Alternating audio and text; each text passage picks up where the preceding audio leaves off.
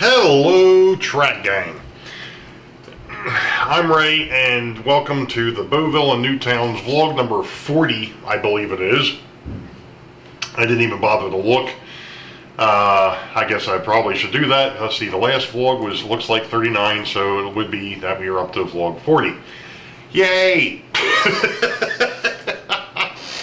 OMG. Happens to be November the 1st of 2020.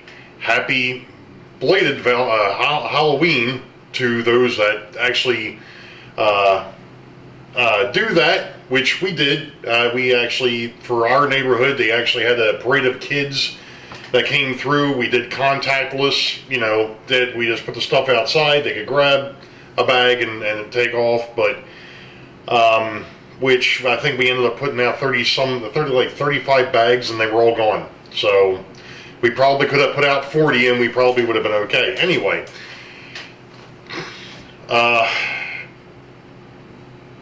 it's been a tough week.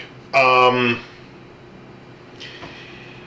that I mix or try to mix, what goes on in the outside world to what happens down here in the train room, but sometimes things happen that it's inevitable. And that happened this week. I was notified Wednesday that my department is no more. We are basically being reorged, which means I still have a job, but as of tomorrow, Monday the 2nd, I am working for a new department. Still doing what I had been doing, but working for a new department and a new boss. Interested to see what this phase means after almost 26 years. No, I haven't been in the same job for 26 years. I've been with the same company for 26 years, which I know these days that's unheard of. But it does concern me a bit because this department does what they don't have an on-call, which is kind of nice because I think eventually our on-call is going to go away. Thank you. Of course, it won't come too soon because starting at the end of this week, I'm on call. But at any rate, that's a different story for a different time. They don't have an on-call, but what they do have is they have shifts, and you have to bid on those shifts. And I'm hoping that with 26 years tenure in the company, it means something. Because if I end up getting stuck on a Friday evening or a Sunday evening shift, I am not going to be a happy camper, and I'm going to be looking for something else. That's not going to work.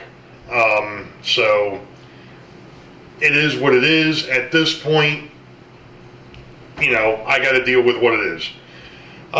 So let's get on to something a little bit happier, I guess. Been down here. I haven't actually, because of the things that have been going around, I have not done any of the stuff that I wanted to do down here yet. I still have not glued the sub-road bed down, and I have not put the road bed in yet. So the tracks are still there, but none of the road bed or sub-road bed has been put in place, and I've been running trains. Just because I needed something to take the stress off for this week. I needed to just do something that would calm the nerves, and for the most part that did exactly that. So I'm happy to report that so far I'm halfway through an operating session, and I've had a couple of minor things that have popped up, and a couple of things I think I may have talked about in one of the past vlogs is my two curved turnouts, or my two of the four curved turnouts in the passenger terminal, for some stupid reason, have decided the only way I can keep electrical connectivity is to actually push the tie rod or the throw bar over so that it makes contact to keep it, which makes sense. I just don't have switch machines on them yet.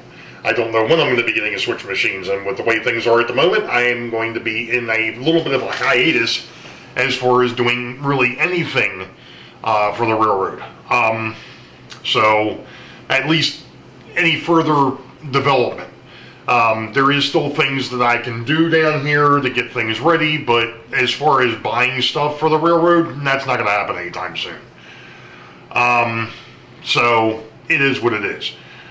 So, like I said, I've got that little issue to deal with, but that's a minor one. I can hang with that. As far as everything else goes, I'm finding that I've created a couple of small monsters with that operating session. You know, each time you do an ops session, you find some idiosyncrasy that you hadn't planned for, and I actually came across one the other night, and that was the fact that the Harrisburg yard didn't exactly have enough boxcars and refrigerator cars to be able to do the deliveries that it was supposed to be doing.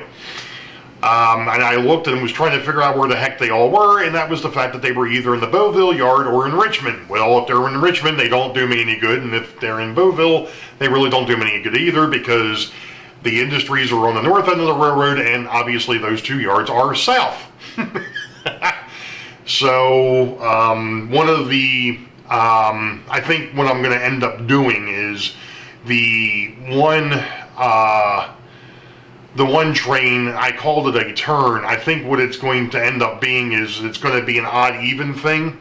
So if it's an odd numbered operating session, and I'll get more into that once I move forward with this. But an odd numbered operating session, it would go to Boeville and then come back to Richmond. On an even numbered one, it would actually go from Richmond to Boeville, pick up cars in Boeville, and then run to Harrisburg. So that way there's enough cars in Harrisburg for at least 2 operating sessions before it needs to be replenished. And that's the whole point of doing an odd even.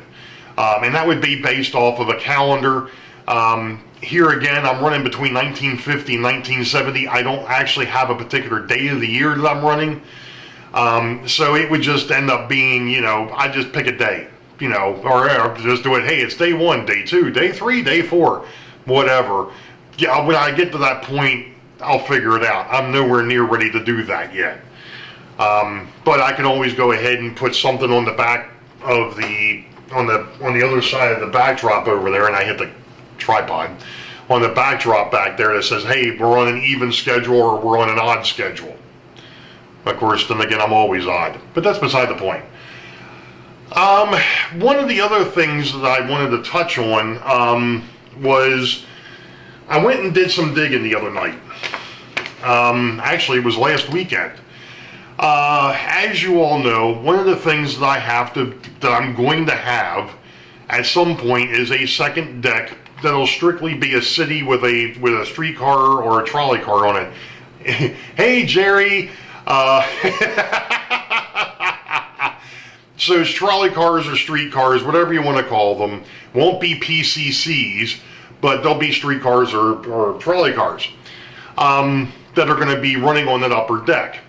And one of the things that I wanted to have off of the Boeville yard was a warehouse that kind of mimicked Camden Yards down in downtown Baltimore. Well, I remember watching one of the DPVs, Dream Plan Build, DPB, Dream Plan Build video series DVDs from Model Railroader. Grandpa Rails, apparently you get a few of these too. I'm sure there's other people that may have them. But Jim Hediger talked about the fact that Walthers and a few other companies had these modular buildings that you could build. I'm like, you know what, I'm going to have to do that for this warehouse because it's not something that you could buy in a kit. It's that, number one, there isn't a kit out there that's going to be big enough for it. Number one. Number two, I guess, kit bash wise, it really wouldn't make monetary sense either. And one of the things that Jim Hediger mentioned was that a lot of these companies that have these modular buildings have on their website the part numbers and what comes in each individual bag, so that you can actually print them out, put them on a piece of cardboard, and figure out what you're going to need of each particular piece. Which is a wonderful idea because, you know, you could sit there and measure things out and really may not know what it is that you really need. I knew Walthers did those. Well, I went looking for Walthers, and apparently Walthers no longer makes their modular structures. Who knew? they turned it over to a company apparently called City Classics. And City Classics, if you go to their website, gives you something that looks like that. Now, this is obviously the warehouse doors. One of the things I found when I kind of laid this next to the box cars and refrigerator cars is they'll line up with this one and they'll line up with this one. They do not line up with the center one. Okay, fine. What do you do in that case? Well, I guess there's a couple of different things you could do. You could either go ahead and just kind of block that in or just make this a wall, or you could just leave it and you just shuffle the cars back and forth depending on whether you want to be in warehouse A, B, C, or if you're going to be in C, D. You know, because, you know, there'd be a bunch, there's like, I figured I could put 7 or 8 cars on there. So this here could be like 7 or 8 blocks long. But like I said, it's just the beginnings. It's one of the things that I have to play around with. I've got to make some more copies, but it was one of the things that I wanted to work on. And now that I've got that, yeah, I haven't started building the second deck yet because I haven't really finished the first deck yet. But it's one of those things, planning ahead, being ahead, and getting into the different facets. Because, you know, I guess everything that happened in 2019, you know, I started this thing in August. By December, what was it, 28th or 29th, I had a locomotive running. Okay. You know, and since then I haven't done a whole lot build-wise. I've done a lot of small things, you know, making sure that I had all the DC stuff taken care of. You know, putting in the upper shelf so I had some place to put the locomotives. Redoing the drawers so I had some place to store the extra stock, the extra rolling stock. Those types of things. I haven't done anything else really to the layout other than run trains, because I'm at that point where I can actually run trains. And, you know, especially right now, if this would have been, if everything that's happened this year would have happened last year, I would have driven myself nuts by now. Well, wait a minute, I'm already there anyway. No comment from the peanut gallery. But it is what it is. There is one other thing I want to touch on, and that is going to be coming up right now.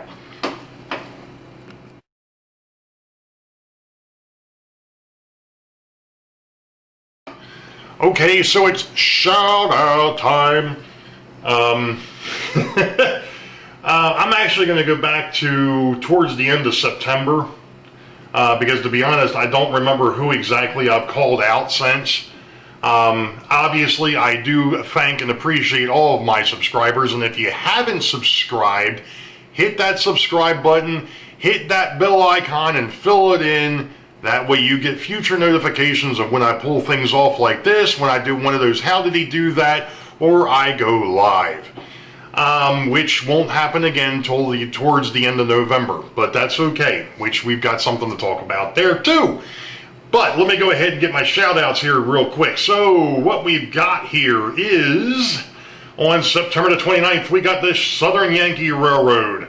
On September the 30th, we got the CSX Remsville. September the 30th again, Stray Dog. October the 1st, we got Simo D. On October the 15th, I got Setterelli Woodworking. On October the 22nd, we got Brandon Powell. On October 24th, we got the PK&W Railroad. And on October 27th, we welcome back Santa Fe Bob. As you all know, YouTube has a bad stinking tendency, if you don't watch people's videos, of having you unsubscribe to them. I'm not sure that that's what happened to Santa Fe Bob. He just happened to notice the other day that his subscription to me had disappeared. So he is now resubscribed.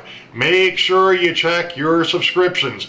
Also, to anybody who has subscribed, because I have noticed that my numbers are going up, but I'm not seeing who you are. If you're subscribing privately, if I hold contests, you won't be able to be a part of them because I don't know you're there. So, that's the end of the shout-outs. Now, we're going to go ahead and we'll get into the last thing, and then we'll go ahead and we'll call this video quits. Coming up in the month of November, obviously tonight, If you see this on the November the 1st, it'll be tonight. If not, it's past You got John from the Schuylkill River Valley, who has STS number 1 for November. STS number 2 will be Heath, and that will be on, obviously, November the 8th. And then on November 15th, I can count. November 15th, you got Jason the Train Freak. And then on the 24th of November, make sure I'm doing this right. I'm sure I'm doing this right, but I'm sorry. It's the 5th and the 22nd of November. I didn't think that one was right. The 22nd of November, you've got me, and dun, dun, dun, dun, dun, because of the fact that there is a 5th Sunday to this month. I think I need a 5th. November the 29th, we are going to have Rick Bailey from the Fultz Bailey Railroad. He is going to go live for us on the 5th Sunday of this month. Now, as far as December goes, I'm going to bring this up, and we're going to be talking about this as we move forward. The month of December, we are still doing our live shows in the month of December. We'll start off with John on the 6th. Heath will have the 13th, but on the 20th, the 4 of us are going to get together on Jason's stream, and we're going to do a holiday show. It'll be, I'm not sure exactly what that means yet, but we're going to do a holiday show. Don't expect any of us to get dressed up. I mean, I've still got my mask on from last night, but that's beside the point. Actually, it's still on from last year.